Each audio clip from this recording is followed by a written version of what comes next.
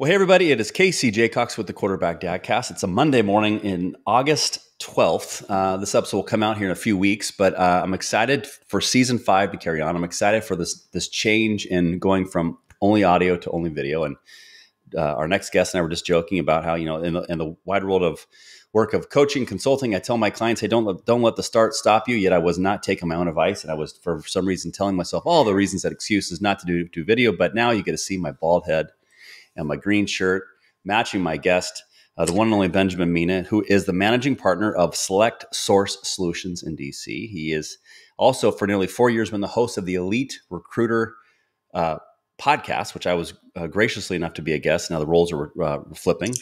I only met Benjamin through the fantastic Kelly Shutrop, the new mom, Kelly Shutrop. Shout out to Kelly.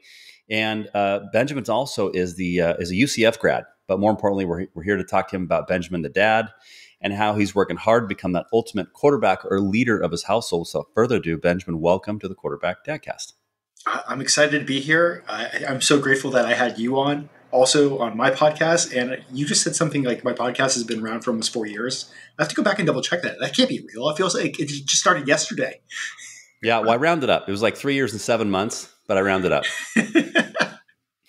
So, well, we always start out each episode with gratitude, Benjamin. So tell me, what are you most grateful for as a dad today? I am not going to lie. Today, I'm super grateful for daycare. There you go. He is amazing, but having a tiny human running around does make it a little harder to work. Just, and let me tell you a little bit about my son. My son, Gabriel, or Gabe, he's 9 months old, full of energy, and does not stop moving, which I think he got that from his mom. Yeah, I say constantly. But super grateful for daycare, super grateful for my wife, super grateful for just him being incredibly healthy. Love it, man. That's awesome. I'm grateful today for a couple things. One, I'm grateful for my son's going to college here in 11 days, and it's really getting real, brother. And I was just talking to a buddy his son's going to college tomorrow.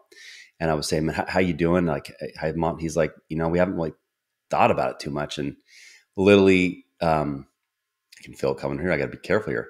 I literally was just thinking, like, holy shit, I'm going to be walking by his room here in 2 weeks and he ain't going to be in there, and we've worked hard for 18 years and to hopefully produce a good human, and which I think we have, but now he's going to go put the skills we taught him to test. But I'm just grateful for the dude he is. And he's going to go play golf in college, and, there's probably gonna be a lot of ups, a lot of downs. And I just, grateful that he gets that opportunity. And I'm grateful for also this past weekend, my son, my daughter, my wife's on the East Coast. She gets back Wednesday, but you ever played the game Categories?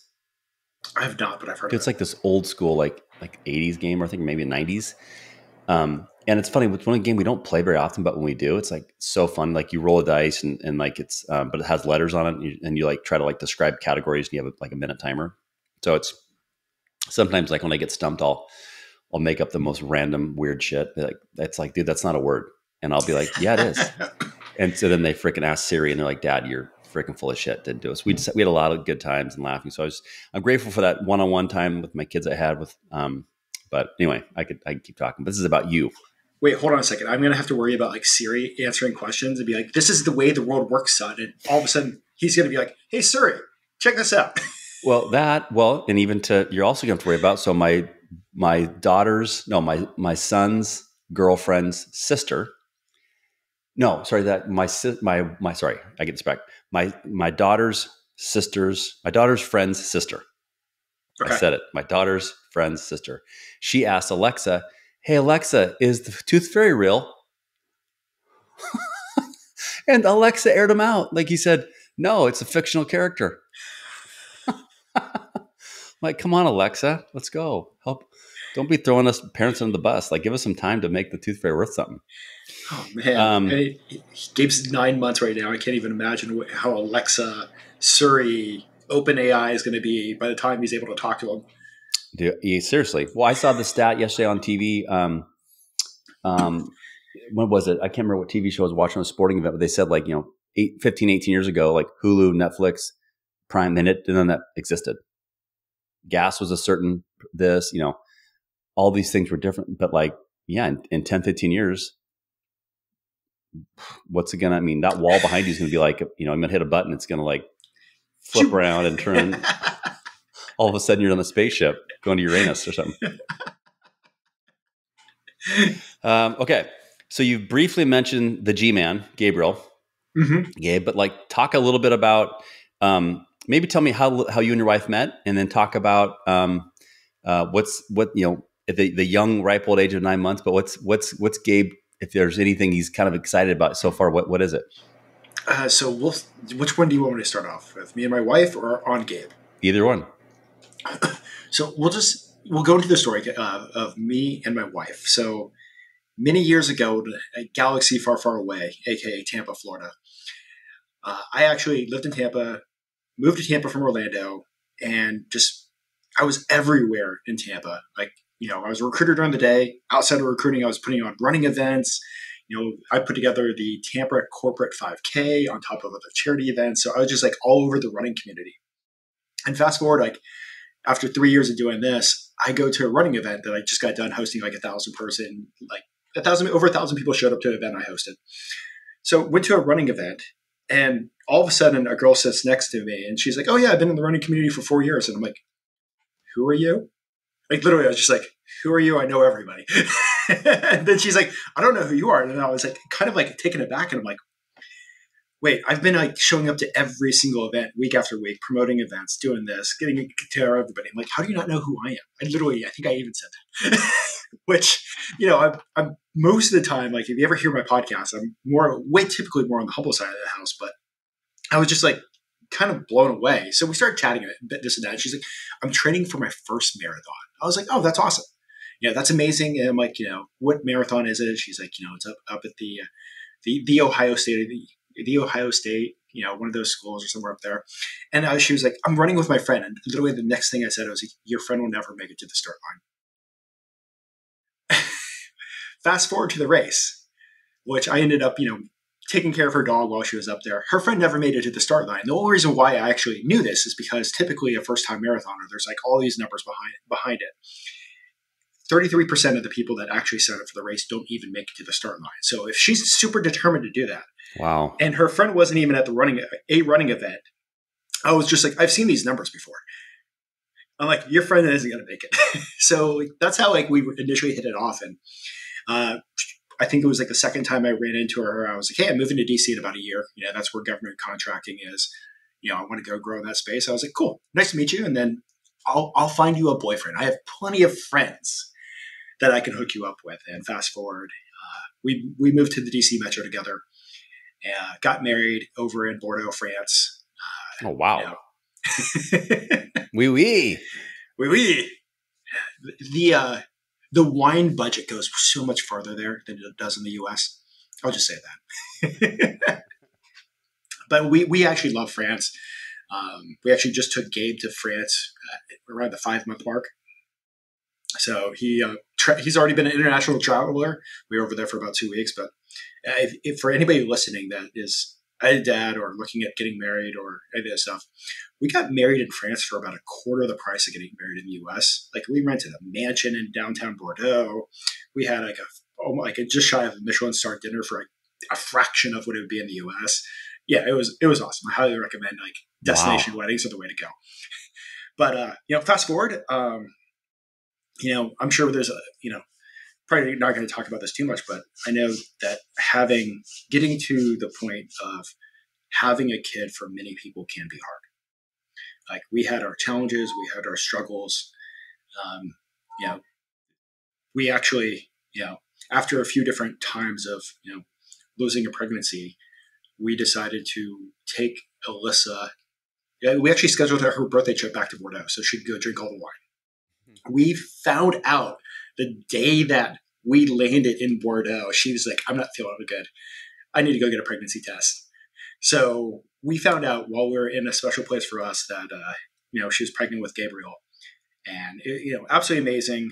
We were super excited. She forced me to drink all the wine that she was supposed to drink that week. So, What a team player.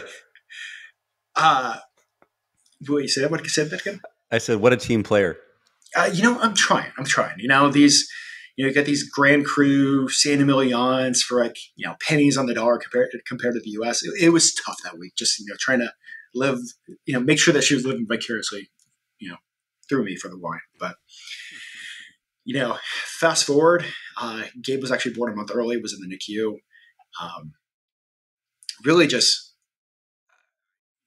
absolutely incredible. But you don't realize how hard the process of having a kid really is until you go through it. You hear all these like things on TikTok and Instagram, everything's so magical, everything's so easy. And, it was, another story for another day, but it was even rough just the day of. They were measuring liters of blood. Like it was bad. But I joke around with my wife, Gabe is super healthy. Gabe is super energetic. I was like, you went through all the trouble. So he's enjoying the easy life now. Wow. But, Gabe is just absolutely amazing. He's a kid that loves always being in motion. On the weekends, I typically go running 5 miles on Saturday, 5 miles on Sunday with him. And he's in his running stroller, just happy as can be. And the only challenge of that is like, once we get back, he just wants to be in motion the rest of the day. So he is like hands on everything. And now that he's actually just started moving and just started crawling last weekend, he is in motion nonstop, which is awesome. Yeah. It's, I was joking with my kids recently. You made me think of this. I said, one of my favorite things about you guys when you were young, and they're like, what, Dad? I go, nap time. Because Dad reset. It was like an hour and a half, 2 hours. Okay, okay, good. I can go brush my teeth. Oh yeah, I haven't showered in a day. I need to go get that, just because they're bit. And once they start walking and running, oh dude, but it's the best. And every cliche you're going to hear is true. Like I have a kid going off to college. I'm a junior in high school. My daughter's junior in high school. I remember the neighbor but Lily, at exactly your state of parenthood, when she said, I have him in a baby Bjorn, and she's like, it's going to go fast. And I was like, lady, can I just like enjoy this? That was yesterday, dude. I literally feel like yesterday. So, well, cool story. I think you're the first person on the Quarterback Dadcast that say they got married in Francais, which is fantastic. Actually, if you ever go back, being in the recruiting industry, there's a place called Sargent Recruiters. I think it's still there on the Isle of St. Louis behind the Notre Dame. Okay. It is a fantastic, at least I went there almost 20 something years ago. And my buddy, Dan Black, shout out to Dan. He found this place, and it was like this like medieval feel where it was like all you can eat, all you can drink for like $30 or something American, something crazy good deal. And the stick was like they'd walk up to the table and they'd just like throw the vegetables at you, and like, you guys figure it out. We're like, wait, what? They'd walk up, they'd have like a big thing of meat, throw it down. You guys cut the shit for yourself. We're like, but it was all like this sarcastic medieval feel, and we had such a good time. And so, Sargent Recruiters, if you remember it. I'll definitely try to remember that. There's so many good places over there, and I just also love sometimes the way that the French interact with Americans. And the second they realize you're an American, they're like, why are you here? Always in Paris. Once you get out of Paris, everybody loves you. Very cool. Okay. Well, I always like asking dads to go back in time, little flex capacitor from Back to the Future right there. And take me back to what was life like for Benjamin growing up, and talk about the impact that your parents had on you now that you're a dad. Oh, man. The impact so looking at me growing up, my background is I was a military brat. So my dad was in the U.S. Navy. He was a submariner. So he was gone 3 months in, 3 months out, 3 months in, 3 months out. And, one of the things, when you're a kid and having to move constantly, and everybody that you knew also moved constantly. So there was no foundation of friendship. There was no foundation of, places that you lived in, like no place where people talk about growing roots and growing a network. But one of the things that you, as a military kid, you're forced to learn is how to grow up fast, or really just how to swim fast. And I'm so grateful for that. wasn't then every time we had to go to a new school, and wasn't then like every time we had to make a move across the country because there was no choice. The government told you to do it or you get arrested. But it was looking back now as an adult or even in college, you could drop a military brat anywhere in any situation. And they could just be like, oh, cool, let's go. Let's have fun. Let's talk. Let's do whatever we need to do to get ahead. So it was a combination of that. And I was always so proud of my dad for what he was doing serving the country. Those kids running around with the USA flags, like American flags, like you just knew that your dad was part of something bigger. He was part of something greater. And he was on a mission that was bigger than just himself. The mission back then was to, against the bad guys over in a foreign country. But it was just, knowing like, I remember some of those times where my dad came home from, being in the ocean for months on end and not being able to talk to him. And you just like, you're standing on the dock or standing like, outside the base and just like waiting for the ship to come in and waiting for your dad to come in. So, I mean, those are just absolutely incredible experiences that I had growing up that, I don't think somebody that lived in one place their entire life would ever get to even imagine or feel or embrace. So, what was I looked at it as a liability so many times turned into such an incredible asset that I can always say I'd be grateful for. Mm. How? Tell me what your mom did. So my mom was she was a stay-at-home mom the first few years, and if it wasn't for her and like some of the things that she did, if there was an event happening in Charleston, South Carolina for kids, I was there. She was like taking us everywhere, getting us like into as many classes that we could do, science classes, this class. Somehow she found a way to like do all this without like not having that much money. So like absolutely resourceful. And from there she spent some time as a teacher, working as a paralegal, all sorts of different things. So she really just had it hard, but also made the best of it for us, for me and my sister growing up. Wow. And your sister younger or older? She is younger. She's actually in Tampa, Florida also. Very cool. So she followed me down to Tampa and then I left and she never left. How many different places did you live?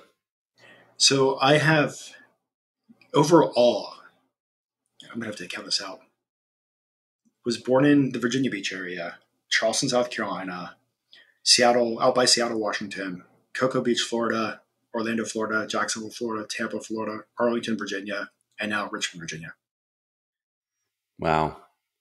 Well, so I'm in Seattle. So you spent time in my roots a little bit. Oh yeah. I was over on the other side, Bremerton. Okay. Yeah. And that's big naval area. So it's ironic. I just finished a book about submarines. Really? Yeah. It's a great book. It's called Turn That Ship Around. Okay. Yep. By a guy named David Marquette. And it's a great leadership book on how he talks about a leader model versus a leader-follower model, which so speaks to me as the work I do in consulting and coaching, and also work as a dad, because I'm big into curiosity.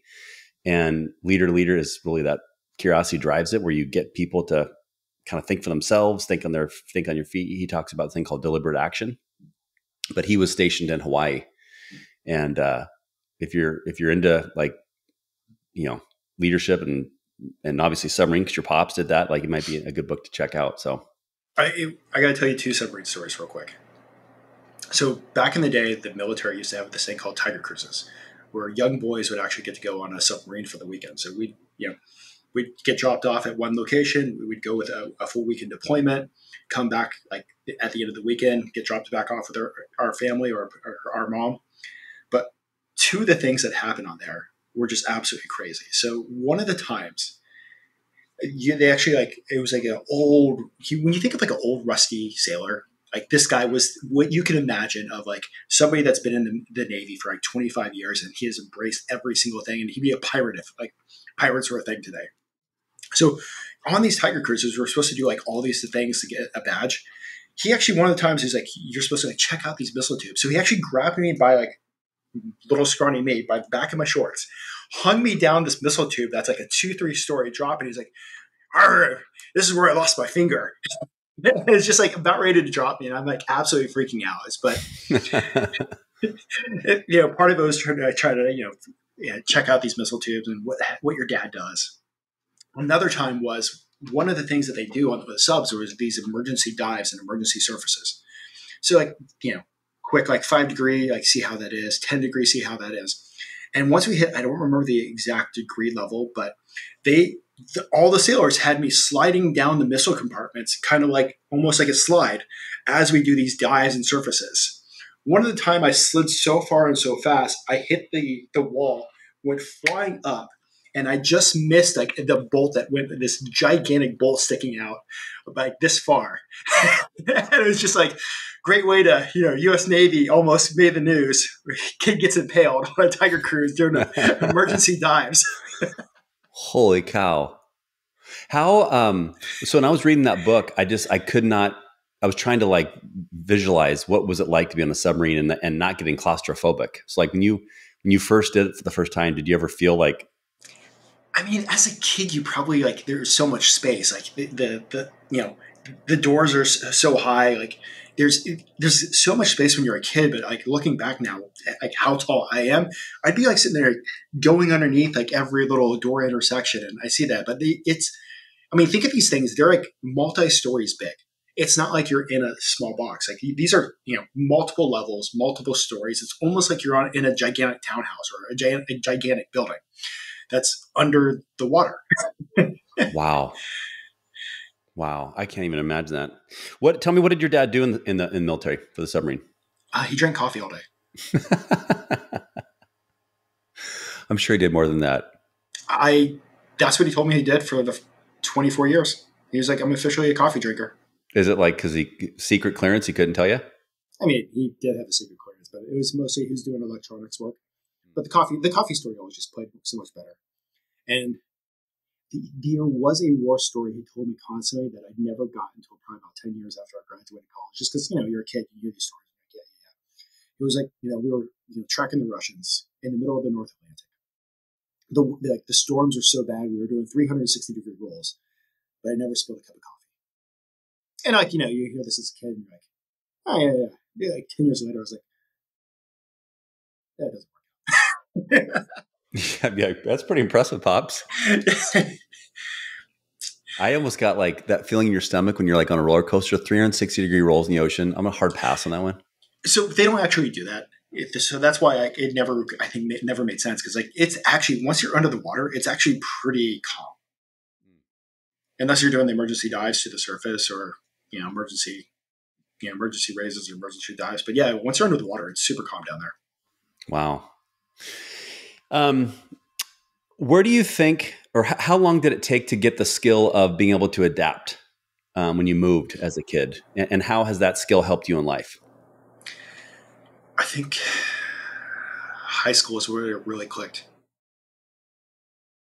High school is where it really clicked that that's exactly what I needed to do, was to have that adaptive skill, because it comes down to having a choice. Like you choose to be adaptive. You choose to walk into a situation. You choose to fail. You choose to just shut down and shut up. And it was a divergent road that I saw in high school, probably after a time where I got arrested a few times and did some things I probably shouldn't have done, where I saw these two paths moving forward of the friends that were doing this and the friends that were succeeding. I had to choose the adaptability and move towards a success plan, or I'd be in jail, or from what I saw other people, not waking up from drugs and, getting arrested and doing like all those things. So I think it was high school where it really just clicked. But, it played really well for me, even in the recruiting world, like after college, where the structure was gone and I had to learn how to adapt to almost the real world, where like, I don't know if I told you on the podcast, but like Aerotech wanted to get rid of me like after around the 3-month mark. They're like, we hate you. Like, we're going to fire you. Like, you actually suck at recruiting. But it was like learning how to be adaptive in that environment is what helped me, succeed. And, even with your own business and so many other things in life moving forward, it's like you have an idea and you decide to go run with it, you can't. There's no playbook. I mean, there's playbooks, there's coaches, there's all these things that you can have, but at the same time, like you have to figure out how to be adaptive enough to go get the job done yourself. Mm-hmm. Why did you suck? I couldn't make a placement. I didn't know how to so I didn't understand, I think up until that time, what a recruiter actually did. I think I had to really reframe my thoughts, but yeah, they actually sat me down and they're like, you haven't made a placement.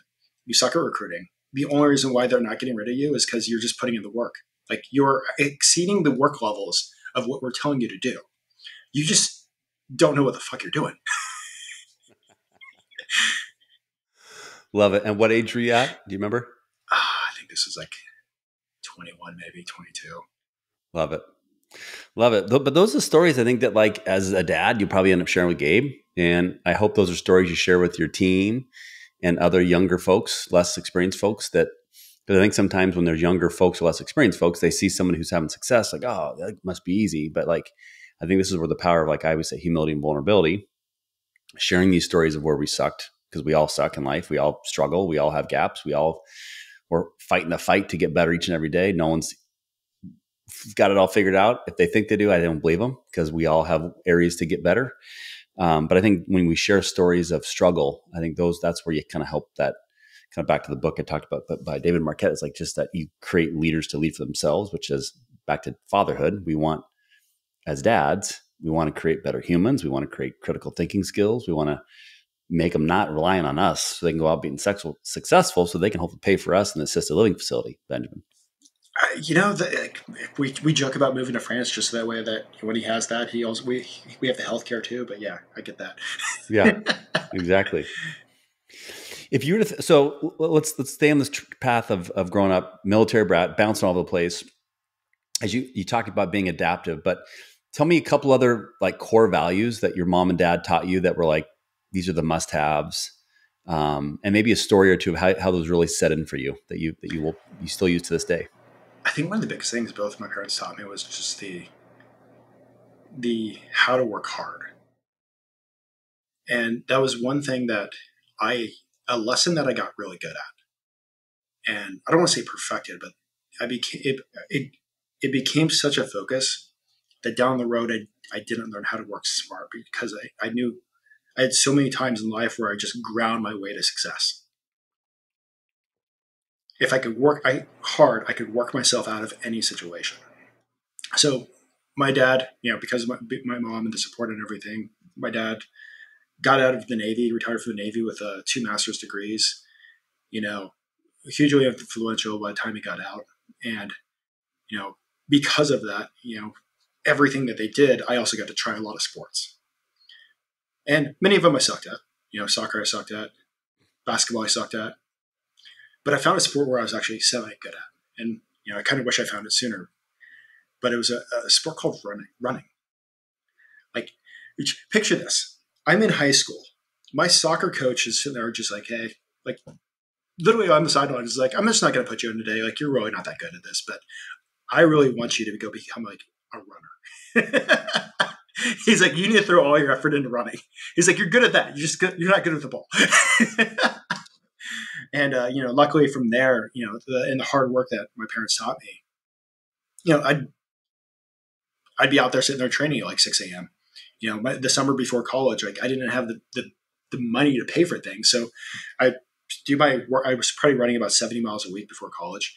Damn. I put in my workout about 6 o'clock in the morning. From like 8 o'clock all the way to about 10 o'clock, I was working multiple different jobs just to pay the bills. So that way I'd have some sort of money when going into college. And then from there, once I got to college, I, turned that all off, took some student loans, but, walked on to the college cross country team. And it was just like, hey, I'm here. Let's go. I got one shot. If I don't make this, I'm off to go join the Marines. And luckily she, let me come on the team, and years of hard work. And you are a college athlete, so you understand like what it is. The 6 a.m., the 5 a.m., the going to sleep at a proper time, the 3 p.m. practice, for you, the games on Friday nights or on Saturdays. For us, it was the cross country races and the track meets. There were weeks where I was putting in like a good 120 miles of running per week, hundreds of miles of biking, in the gym 4 or 5 times a week. So I knew how to, like, my parents taught me how to work hard. And that has been such a benefit. And one of the things I've had to learn over time is also how to work smart. It's not just the hardest worker that wins. It's the hardest worker that has this that's working smart is the one that wins the most. Mm-hmm. How did you learn? Is there a story where you were working hard but not smart that really triggered that thought for you? I think it was a combination of 2 things. Getting injured in college. You know, when you injure out of a college sport that you spend your entire life, or you spend years of your life working towards, just the loss of the identity that you've built up, and then suddenly losing that identity all at once. Because if I actually listened to my coach, I wouldn't have injured out. I thought I could outwork my coach's advice. I thought I could outwork whatever she gave me. I just want to put 10 or 20% more in. And the problem was I wasn't working smart and my body just couldn't handle it. So I literally, like, without the workout and the grinding, broke my own body down to the place where I could, like, you know, I was walking around campus in like 2 boots and like getting cortisone shots just to make it on race day. What was your injury? Plantar fasciitis on both feet. That is the worst. I hate plantar fasciitis. It is. You wear the wrong shoes or flip flops or, you know, overuse. Once you get it, it's like you wake up that first step, like, oh, here it's back, and just I know the feeling, bro. I mean, it was like a constant pain. Like they were working on me like an hour or 2 before practice. They would be working on me an hour after practice, and this was like every day of my life in college sports. And finally, I just hit the point where, like, I sat down with my coach. I'm like, I don't know if I could do this. And, you know, I also realized that running wasn't going to pay the bills. I actually started like talking to professional runners and, you know, all that stuff. And this was before the days of social media. This was before the days where there's all this money in college athletes that if you have a social media presence. I was just like, you're 35 and you're a professional runner and you have 7 roommates. Don't know if I want that life anymore. But it was just after making that decision and sitting down with my coach, and my coach actually even gave me the option to almost like redshirt to keep my scholarship. And she was just like, just be on the team. We'd love to have you. Like, you work hard, you cheer everybody on. I was like, I actually told her, I was like, hey, if I'm leaving the team, I need to give up my scholarship so that way another athlete can have it. Wow. And, just fast forward, like, I made that decision. I didn't realize the loss of identity and that kind of stuff. And that's a whole nother reframe that a lot of professionals, I think, have challenges with, is their entire work and what they do for a decade or 2 decades is the identity of what they become. And so often we see that with layoffs, where a decision that had no impact on them, they were the best person in the office, they were the highest producer, but somebody on the top of the line looked at an Excel spreadsheet, made a note, changed the number, and that 10 to 20 years is gone. That identity is gone. What they've built themselves up for so long just magically disappeared. And that was one learning lesson that I took to heart pretty early. And then the second is just like in the recruiting business. Like, there are so many things that you can do in the recruiting world, that you can work hard and not make a single dime. There's so many things that you can focus on in the recruiting space, where if I do this, and this, but I'm not focusing on X, Y, Z, this over here, and this over here to complete the whole picture, you can stay broke. So true. Well, that spoke to me, man, because I, as you might recall, I spent 20 years at K-Force, and right guy, right time, right place. And when I left, they didn't go out of business. It's a miracle. And I was the number 1 guy for 10 straight years. How did that happen, guys? Like, they couldn't survive without me. Weird. We're all replaceable. And I think the fact that you've already learned that early, as a dad, as an executive, as a, ever the job title you have in life, I think, and other dads that it's not being negative dads. It's just being honest with yourself and having humility that we all are replaceable and businesses will go on. And I think once you come to peace with that, it doesn't mean you aren't grateful for the success, the experience, the lessons learned, but you don't tie yourself to an identity, because in the end, like, to me, my identity is, am I a good person? Am I a dad? Am I a good husband? Am I a good friend? Do I follow up? What I say, am I going to do? Do I do it? Do I show up on time? Am I a good listener? Do I ask? I mean, those things, not because in the end, businesses come and go. And, think about in sports, to your point, like how many pro athletes get tied up to, but that's why I love to see, athletes reinvent themselves. And whether it's becoming a financial advisor or getting into insurance or speaking or an author or whatever it may be, like those are the things that are really inspiring. I mean, like, so at the time of the recording, the Olympics just finished yesterday. And one of the things about the Olympics that I love so much is the story after the stories. There are 10,500 athletes that are competing against, I think it's like for 349 different gold medals. 10,000 athletes. But before that, so you have the 349 gold medals. You have the silver medals and you have the bronze medals. But you have a buck of 10,000 athletes here. But how many athletes didn't get there? How many athletes have spent their entire lives, decade or more, just trying to get to the Olympics, and they like had a bad day? Somebody else was just better than them. They got injured. And what I love after the Olympics is the story after the story. Hey, even if you got the gold medal, what are you going to do next? You are last place at that race. You are last place on the road race for in the Olympics. What are you going to do next? Do you go deeper in your sport? Do you reinvent yourself? Do you start a brand new story? Yeah. Oh, it's good, man. How about Steph Curry, by the way? He's a beast. Oh my God. Well, seeing him go nuts in the Olympics was so, I mean, I caught the last 5 minutes of that game this past weekend, and we're not an NBA family because we don't have an NBA team in Seattle anymore, but I'm hoping to re-engage in the NBA. But like, my daughter's a big high school basketball player, and she loves hoop. And so I caught the part of that game, and I was like, when I just saw him make those 4 threes and the last 3 minutes was unbelievable. I mean, like, absolutely crazy, but it's also like one of the things that I also love. Another story about the Olympics is seeing the work that goes into these people's lives for that 5 minutes. How many hours were they by themselves? How many hours were they with coaches? How many hours have they been in the gym? How many hours have they been with physical therapists? Every single one of those athletes, and everybody has their story. Bad days, injuries, stuff happens to so many people. But all those quiet moments where they're just by themselves, putting in the work, making those decisions for the opportunity to try to get that gold medal. Yeah.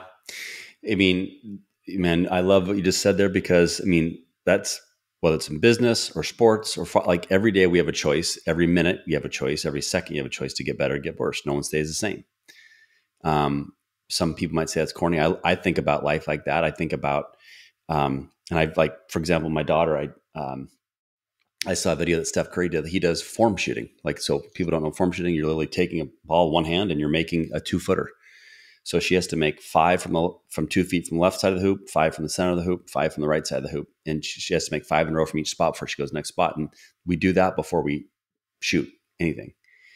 And I'm hopeful, now that's a habit for her, so she'll go and do it by herself. But I'm hopeful that when she's a mom in business or a teacher or whatever she wants to do, like she'll remember that was moments when my dad rebounded for me, or with my son ending with a make, like on the golf course.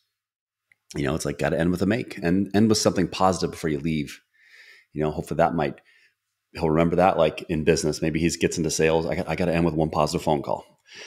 I got to end with one good meeting with my internal teammate, or send out, show some appreciation for somebody, whatever it may be. But like, you hope these lessons, and as Gabriel gets older, he's watching, bro.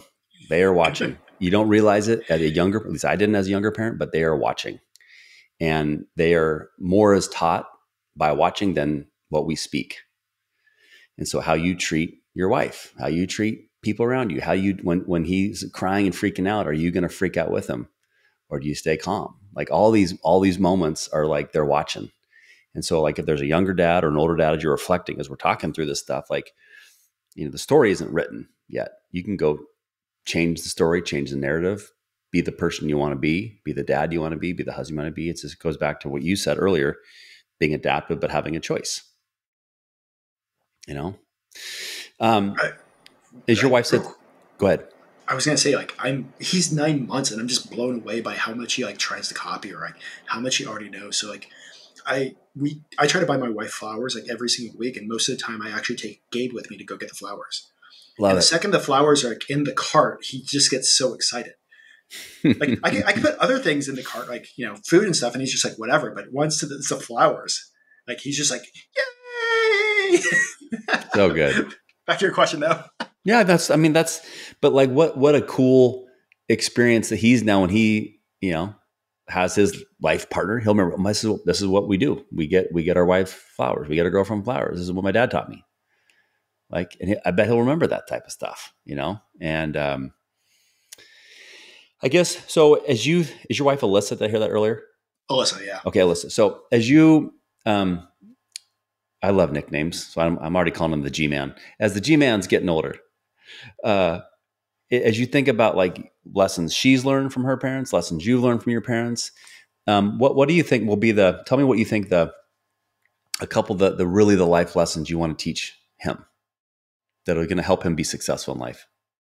I think one of the biggest things that we're already starting to teach is like, I sit there and talk with him about economics and finances, and he's only 9 months. Like, he actually has his own investment account that's going to flip over to him when he's 18. The goal is to leave him. I think one of the biggest things, leave him financially smart in things that I didn't learn until I hit my 30s. Smart.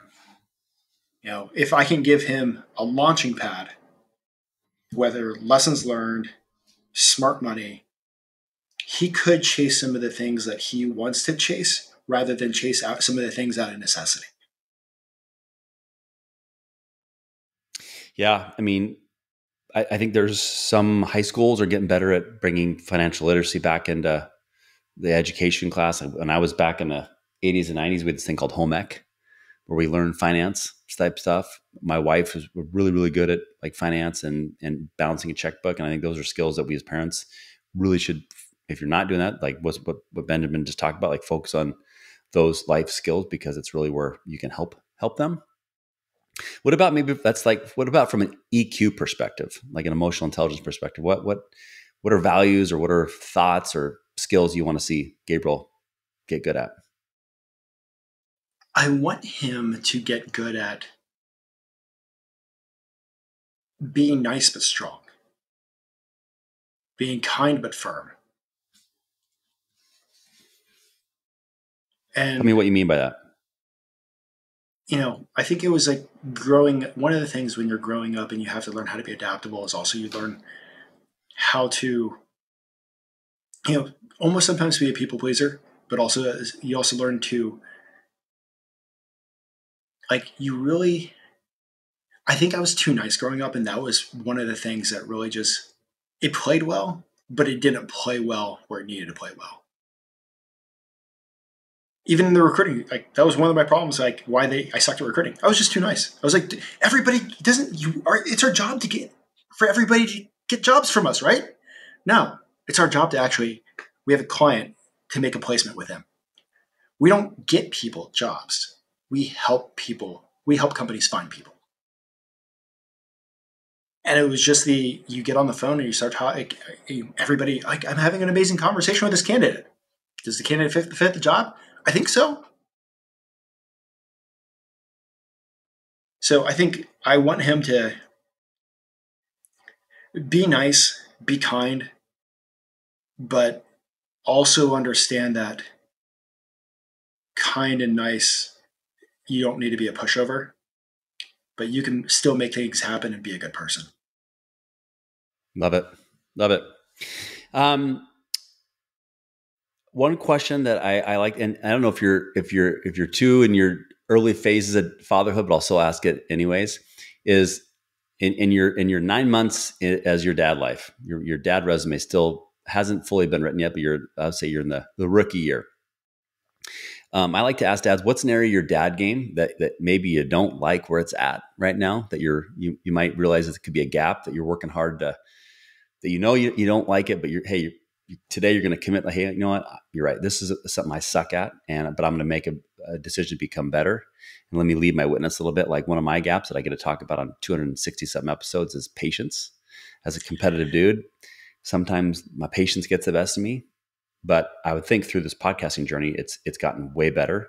And even when my patience does get the best of me, I quickly realize no one likes that side of Casey. Don't be a douche. Go apologize to your kids. Go apologize to your wife. So that's me. But how about you, Ben? Tell me an area of your dad game that maybe you don't like where it's at, or an area that you really want to try to get better. I kept on always saying to myself before he got here that I was going to spend time reading with him. Reading with him. Yep. Spending time sitting down reading with him. And that's something I think I've only done twice.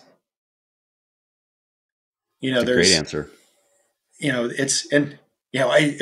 was like so looking forward to it. And then, once you're a dad, like there's so many other things that you have to do and you need to do and you should be doing that, the idea of reading with him got put on the back burner. I do enjoy I take him all over the place. Like he's like my little buddy when he's not napping and when he's not sleeping. So like the amount of time I spend with him is awesome. Like he probably is outside doing things more than most other babies his age.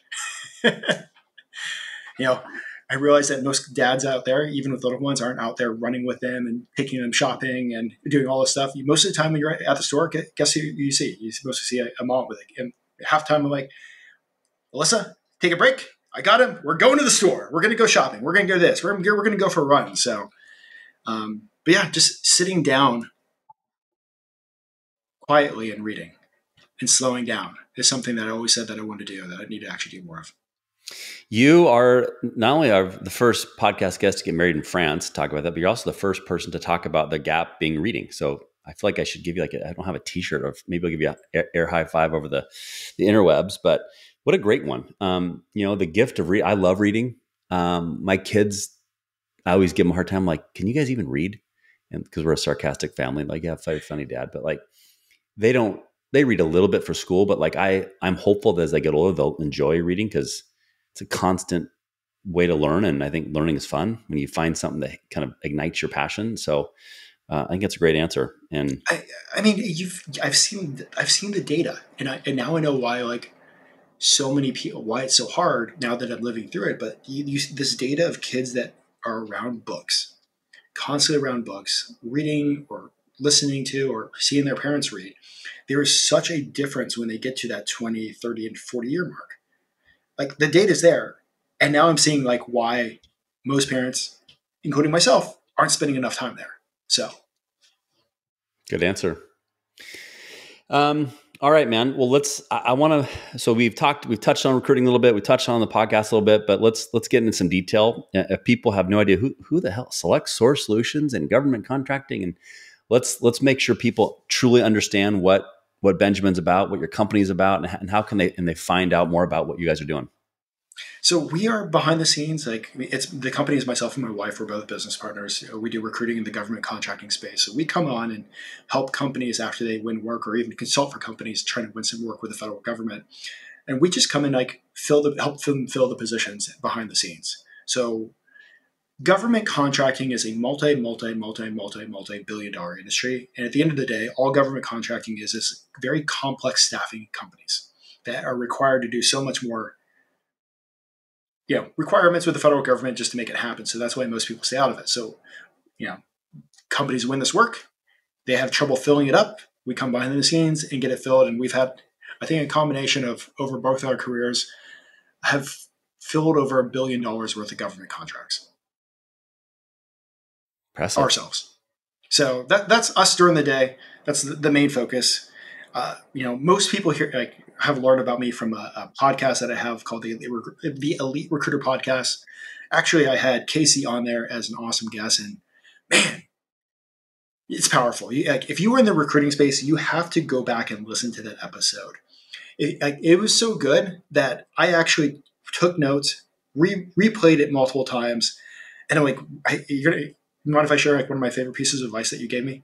Sure. So one of the questions I asked Casey was, you have a lot of people in the recruiting world, in the business world, asking you for advice. Tons of people are asking questions, but what's the one question that you wish people would actually ask you about? And he's like, it almost kind of goes with the conversation that we had earlier about like, the stuff that goes on behind the scenes. He literally just looked in the camera and said, I wish people would ask me how much I practice, how much work goes on behind the scenes. All my competitors, they're practicing live on that first phone call. I've been practicing all morning on the way to work in the car. I've been practicing my scripts in and out in the evenings after I'm done. I wish people saw how much I practice to have the success that I'm having today. Yeah, I appreciate you saying that, man. It's not a skill that people like to do because it's choice. Back to your word earlier, it takes a choice to want to do the little things, the hard work, the practice behind the scenes. And whether it's a choice to go get flowers, it's a choice to take Gabriel for a run. It's all these things. So practice is a skill that I work on all the time, still to this day. Even like, for example, before I go on and do a keynote for a company or sales organization, I'll come into my office and I'll practice, and I'll tell my kids I'm going to practice. A little strategic there to make sure they know that, hey, I'm asking you to practice because these are things I'm going to do the same thing, walking the walk. I love when I'm finishing my workout in the morning and my kids, like this morning, Ryder, my son, I was finishing. I go, buddy, one last set and I can talk to you. He sees that I'm working my ass off. Start the day, So, what is there a type of, back to your business, the government contracting, is there a type of skill or technology or role that people might, if they're intrigued, they want to learn more, that I can make sure that we can connect you to them, these type of people? What type of role? We do a lot of stuff like within digital transformation, like in the cloud space, helping move government organizations over to AWS. We're getting involved in a little more with AI. I know AI is super hot in the corporate world.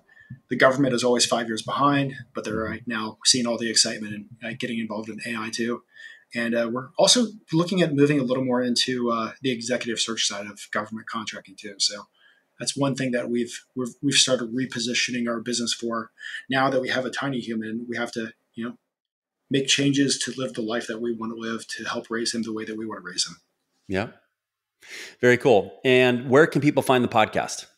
So you can find the Elite Recruiter podcast on Spotify. You can find it on Apple Podcasts. You can. I just now started using YouTube. I know me and Casey were having a conversation about that. I'm probably like 100 episodes behind. I was so afraid of like video editing that I would only do it on the audio podcast, like the major platforms. But yeah, definitely check it out. If you want to learn more about recruiting, you want to hear the stories of how recruiters are succeeding, you want to hear the stories of recruiters that are just like being real and like, hey, this sucks, but this is how I learned how to deal with it, and this is how I learned to win. That's what the Elite Recruiter podcast is. Love it. Well, we should give some love to your friend and colleague, my new friend and colleague. How are we able to do our video work? I mean, Ishmet is freaking awesome when it comes to video stuff. There we go. Our boy Ishmet. If you actually, like, before I started working with him, like trying to do like these little video cuts, like then this is before some of these like AI tools that do like a decent, an okay job. I was spending like 10 hours a week, and I'm like, I still got to recruit. I still got to do this. Still have a podcast interview. In the evenings, I'm like, click, click, click, click, click. Now there's pros out there that can do it for you. Yep. And we found him. I found him thanks to you. So Ishmet, thanks, brother. Appreciate what you're doing. All right. It's now time to go into, actually, before we go in lightning round, I want to ask one last question. If you were to summarize everything we've talked about today, that a dad or someone who else, maybe not be a dad, but someone listening that can take from our episode to maybe take 2 or 3 actionable nuggets of wisdom, they can say, hey, I learned these 2 or 3 things from Benjamin and Casey that I'm going to use in my own life to become a better dad, better husband, better friend. Tell me what comes to mind. First thing that comes to mind is start talking with your kid, no matter how old they are, about finances. Like the conversation of finances and being scared of that conversation will have an impact on your kid for the next like 40 years. You can literally change your kid's future by having those conversations to try to teach them finances like off correctly. Secondly, think about your identity. Like Casey gave a good breakdown of his core identity. And his core identity isn't his job. His core identity are these core things that how you make money can plug into those, but it is not the end all be all of who you are. And third, this is a conversation a conversation I had with Casey a while back before the podcast was the work that goes on behind the scenes is and will become shows who you are as a dad, as a professional, as an athlete. Like you have to put in the work, and you have to sometimes put in the work when you don't want to work. Yep. Love it, man. Well, lastly, I'll tag on to what you just said. Like you said, put in the work and you don't want to do it. There's never been a day where I've regretted working out. There's never been a day where I've regretted making one more phone call. There's never been a day where I've regretted, man, that guy's kind of an asshole to me, but you know what? I'm going to be nice. For example, I get my car fixed right now. The guy was an absolute tool this morning. I could match his attitude and be an a-hole right back to him. Or I said, you know what? I'm going to smile and kill him with kindness. And hopefully about an hour and a half around, he's like, God, that was kind of hopefully this is the other guy. He's like, no, maybe it wasn't my best. And I'm just like, be nice, because being nice will never be replaced by AI, I believe. That's why I love being nice. And you can get wrapped up in all these tools out there. But one of the themes you talked about earlier, Benjamin, is just being nice, but strong, being kind but firm. But those types of things I think are so important to talk about, because they're time-tested skills that we're always going to be around if we focus on them. So, and, you got to think of this: like your parents did what they could possibly do, and your job as a kid is to stand on their shoulders and create the next set of opportunities. Yeah, exactly. All right, brother. Well, now it's time to go into what I call the lightning round. This is when I show you the negative hits of taking too many hits, not bong hits, but football hits in college. And your job is to answer these questions as quickly as you can. My job is to try to get a giggle out of you. There's the game face. Are you ready? That laugh does not count. Are you ready? Sure. Okay, there we go. So, true or false, you're known as the Prefontaine of the staffing industry. False. False?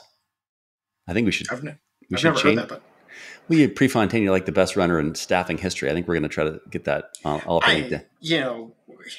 When I think of Prefontaine, I think of one of the best runners in American history. I'd be thinking of if I was Prefontaine, having multiple $1 million fees. So there we go. No. Tell me the last book you read. It was wait, drawing a blank. Because I have 3 books that I'm reading right now: Challenger Sale, The Psychology of Money, and then Relentless. So we'll just say let's go through Relentless, because I actually finished that for a recruiting book club that I was running. There we go. If you were to go on a vacation right now, just you and Alyssa, where are we going? France. Francais. Okay. If I was to come to your house for dinner tonight, what would you cook me? You want some baby food? Actually, we don't know. Maybe like a steak. Okay. Yeah, maybe a steak. I mean, Gabe eats dinner with us. Whatever we're having for dinner, at 9 months, he's having bits and pieces of it with us. Smart, man. That's so smart. We saw the French do it all the time. There's no kid menus in France. Oh, his palate will be much more advanced. It's like in your life as a parent, it's easier. It's like, we're not a short order cook, guys. This is what's for dinner. Eat it or you're not eating.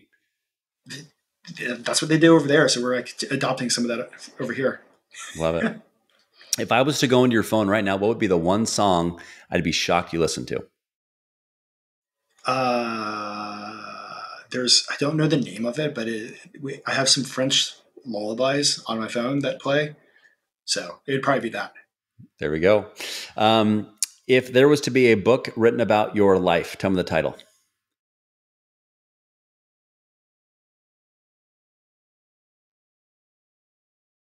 Too Stupid to Quit.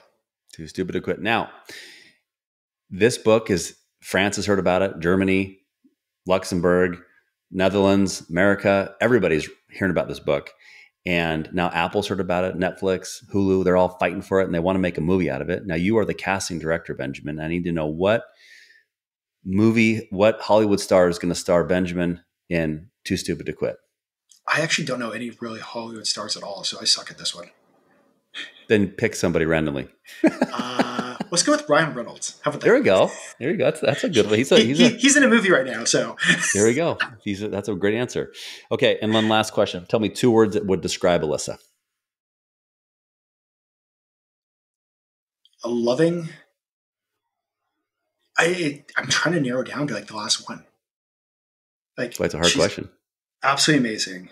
She's super ambitious. She's an amazing mom. She's like an amazing partner. I don't know how to narrow down to 2. Good answer. Well, then we're going to call that a tie because I laughed more at my own jokes than you did, but you violated the rule. You said like 43 words. So we'll call it tied in the lightning round. Oh. See, I'm not very good at following rules. That's another one. Hey, it's all right. You're adaptive though. It's your choice. Man, this has been a blast getting to know you. It's been a blast hearing about your story. A blast hearing about your mindset as a dad, as a business owner, as a podcast host. It's been great just learning about you. And I hope that people listening at home will take time to listen to this and take notes like I did. I got a full page of notes. I want to thank our sponsors for all the support. I want to thank all the dads for continuing to learn and listen to each episode we have each week. If you're not subscribing weekly, please subscribe so the episodes come right to your phone or device or wherever you consume these podcasts. And if you've not taken time to leave us a review, that would be a huge request, just because it helps further the reach, so we can get other dads working hard on their own game to become that ultimate quarterback or leader of their household. But Ben, man, it's been a blast spending time with you. Thank you so much, and hope to see you soon, man. Real quick before you hit stop, I got one thing. Yeah. If you've made it this far, listening to this episode, Casey has done over 200 of these, 269, I think he's recorded. And if Casey has had an impact on your life with these stories, I want you to send him a message. I want you to share the impact that he's had with you. So shoot him a message, share the impact that he's had, and go out there and keep on fighting. Appreciate you, man. Thanks so much for the kind words. Thanks for the support. And dads, keep working hard to become that ultimate quarterback leader home. We'll talk to you guys next week.